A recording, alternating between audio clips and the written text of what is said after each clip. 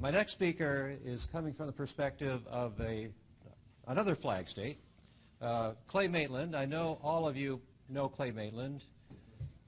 I've known Clay Maitland for 20 years, and I probably know him in a different capacity than any of the others, because I know Clay as an often secret, behind-the-scenes, quiet, humble advocate for seafarers.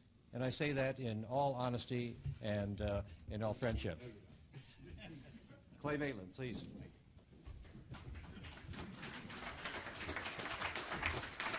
Please hold your applause to the end. Thank you. I was at lunch today, and I heard Admiral Papp give a very good speech about the history of the Coast Guard. And he said at the beginning, I will speak from the heart. And I'm going to speak from the heart, just like Roberto. By the way, I have one slightly humorous remark to make. Our two problems in the world today are Somalia and Libya. Both of these countries were for many years Italian colonies.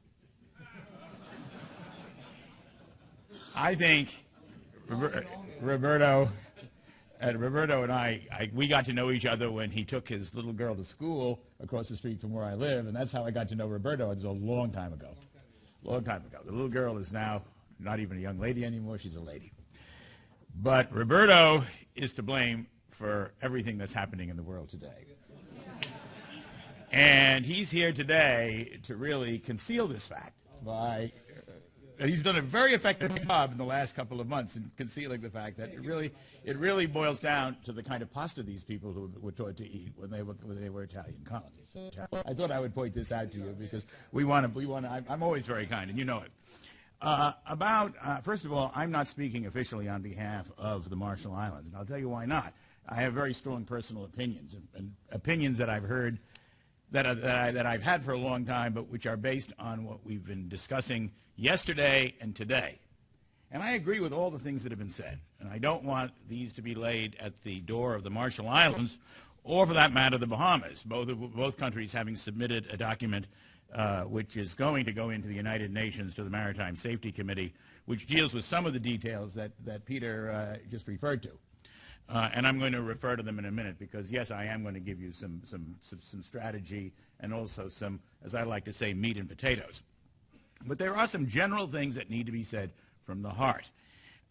Yesterday, Spiros Polemis, who is sitting here in the front row, and Nikki Papadakis, I don't think Nikki is here, said that any outcomes must be, and these are Spiros' words, I think, seafarer-centric. Right? Right. And I agree with that. In other words, we must protect the seafarers.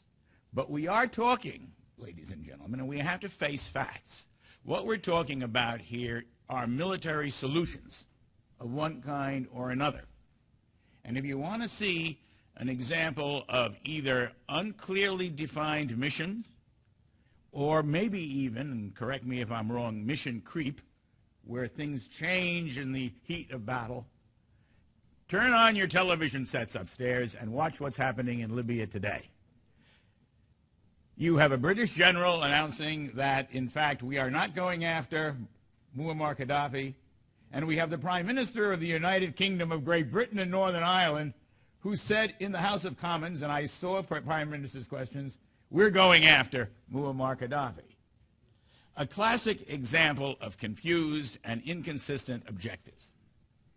And in the last couple of hours, certainly yesterday and today, I've sat and listened to a series of proposals made which to some extent are inconsistent with one another while we claim to be talking about seafarer-centric solutions. We need to face one fact. If we're going to go after these guys, even fouling the propellers of the motherships, and dumping the arms into the sea, as has been proposed here this week, and then somehow or other taking the pirates off without harming them, that the seafarers are going to be caught in the crossfire. And that's inevitable. And I think we all, in the dark of night, privately recognize that. But we do need to recognize that, and I'm speaking personally. Now, I'm one of the older people in the room here, and I was a delegate to the Law of the Sea Conference, a Liberian delegate, Scott, back in the late 70s and early 80s. And we spent a lot of time discussing piracy in Committee 2 at UNCLOS, in New York and in Geneva. Piracy was very much in our thoughts then, even though there was relatively little organized piracy noticeable in the world in the late 1970s. And we recognized that something had to be done to define what piracy was within the limitations that we had set in that convention. And that's Article 100 through about Article 106 of the United Nations Convention on the Law of the Sea. A reworking of existing law. Nothing more has been done to define where a pirate should be tried, if a pirate is accused, what military force has jurisdiction over piracy, and particularly what governments. Because you'll note that the position that we're in now is that the military in the Indian Ocean and in the Gulf of Aden is taking action in defense of their own nationals and their own vessels flying their flag or in their registry. So we still do not have an international framework which basically says what the law has been for the last 200 years, which is that the pirate is the common enemy of mankind, that pirate vessels, including these motherships, are legally stateless vessels, which they are, and have no registry and no flag and will not be, and even if Somalia had a recognized government with a seat in the United Nations, they would be stateless vessels because of their piratical nature. That's the law. There's no question about that. But what we've got instead, as has been pointed out, is catch and release, or an ineffective system of military escort. And when I said I was going to speak from the heart, I just want to point out a few simple facts. First of all, we do need a convention dealing with jurisdiction over pirates. We have an international court of justice. International criminals, including former heads of state, have been brought to trial in The Hague, but no pirates have. Isn't that strange? Slobodan Milosevic can be brought to trial in The Hague, but not a Somali pirate. And there is no agreed upon, I've got to watch my language because there are a lot of non-Americans in the room, there's no agreed upon Guantanamo Bay type of place where we can put these people after they are convicted. And hush my mouth, what have I said? Somebody is going to get up and attack President Bush. Well, he wasn't such a bad president after all, ladies and gentlemen. He had some ideas about dealing with lawlessness. And I bet if he was president now, ladies and gentlemen, we would be doing something about the Somali pirates. And I say this as someone who voted for Barack Obama last time.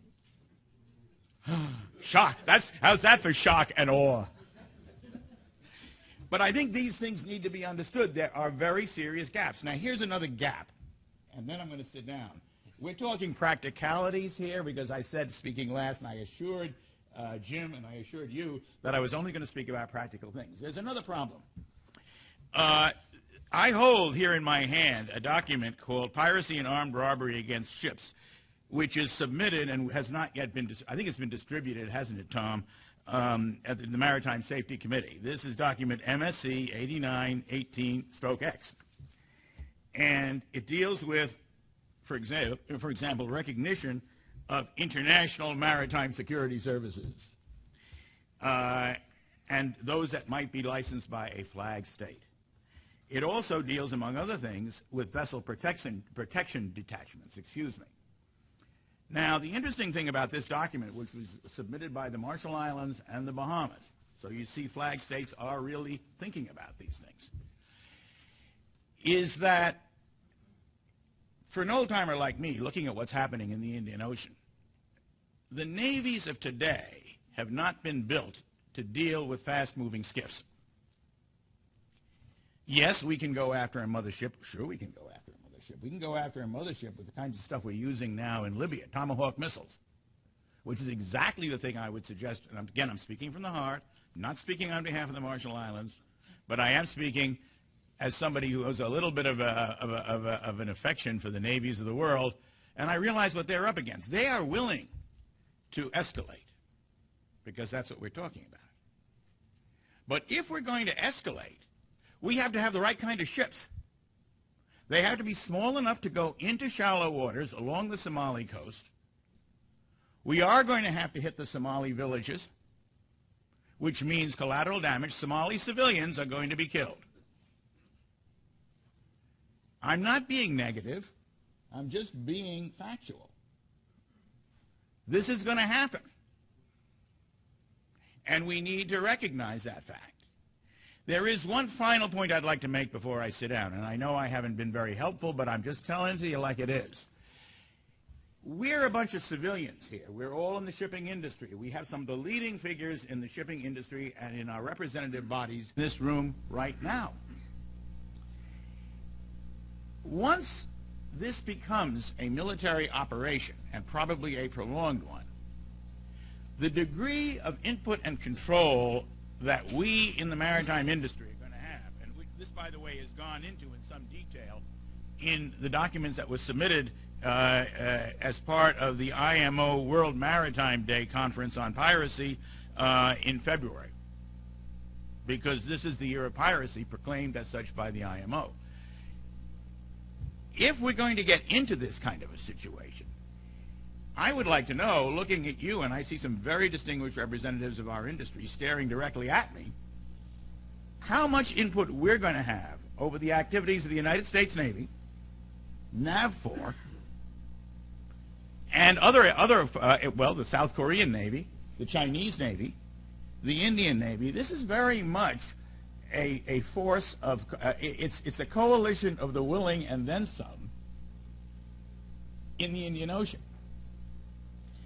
Having said that, I fully agree that we have got to go to war against the pirates. But I hope that in going to war against the pirates, everyone in this room recognizes what the implications of that really are. This is not going to be a Walt Disney ending, where everybody survives and everybody is happy. It's going to be messy. Thank you very much for listening to me.